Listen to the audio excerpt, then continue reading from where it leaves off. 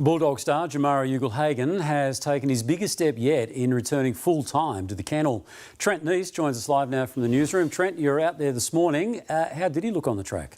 Well, Tony, as you say, today was a big feat for not only Ugle-Hagan, but also the club. And didn't he look right back at home? A number of his teammates high-fiving and cheering Jamara onto the field, with this training session being his first with the senior side since Christmas. Now, he took part in a number of drills, but as for when Dogs fans can expect to see him in a Guernsey, well, there's no official timeline in place just yet. But with a number of injuries, you'd imagine the Dogs would want to get Jamara as game ready as they can, as quick as they can. So happy times at the kennel today. And another place where the party was getting started was Marvel Stadium, where a few big name players put on the birthday hats for 30 years of Auskick. AFL Auskick has been an integral part of just about every footballer's journey, and today it celebrates 30 years. Carlton ruckman Tom De Koning remembers his love of those early winter mornings all too well. Definitely match sim sort of stuff was always the best. That and goal kicking, I think, is what all the kids love. These days, De Koning is weighing up his future at Carlton, with St Kilda offering $12 million over 7 years.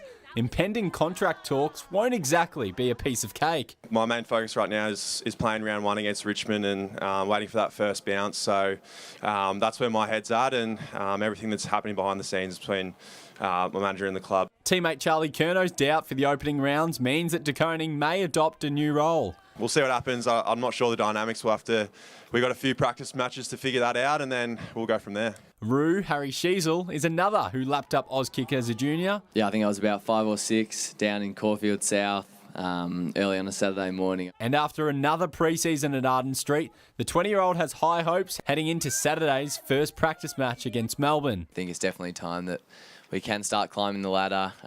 It's been a rough couple of years, but yeah, very optimistic, and hopefully it just starts going up from here.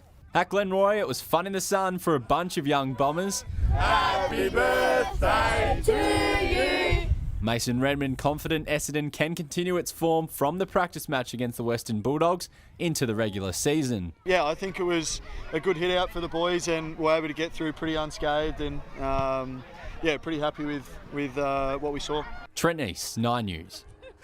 Well, the late Teddy Whitten will be grinning from ear to ear up there tonight at the mere suggestion today that State of Origin football could be making a comeback.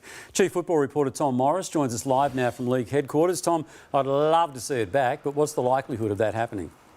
I'm sure you would, Tony. So would I, in fact. But we haven't seen proper State of Origin football since 1999. We saw versions of it in 2008 and also 2020 for the bushfire relief game. But if the AFL has its way, the success of the Indigenous All-Star game on Saturday means it's on its radar. Now, for the last 2 decades, the league has ruled it out this time of the year. But today, CEO Andrew Dillon left the door ajar for it, providing it has club and player support. But it'll certainly be a conversation that I'd like to have with the players and the clubs. I think there seems to be a bit of a groundswell for it. Finding the right time for it is important, but maybe that weekend that we had last there is it's sort of sitting there. People are keen for footy. Meanwhile, Andrew Dillon has also defended its 2024 grand final umpire, one of them, Nick Foot's decision to be on a racing podcast, which has been sponsored by a betting company. This, of course, is a hot issue given sports gambling is very much at front of mind at the moment from a political perspective. There's no crossover with his umpiring. It's very clearly a racing role, and we're comfortable with that, but we'll continue to work with Nick on that. Finally tonight, Collingwood has named its leadership group for 2025. Darcy Moore will be captain again for the 3rd straight season. Nick Dacos has been elevated to co-vice captain alongside Braden Maynard. And Dan McStay, Jamie Elliott and Darcy Cameron are also in the leadership group alongside Isaac Quainer, who was there last year. And St Kilda, well, they voted for their captain today. I believe it will be one of Cal Wilkie or Jack Steele who gets the nod when they announce it over the next few days. Tony? All right, terrific stuff. Tom Morris there.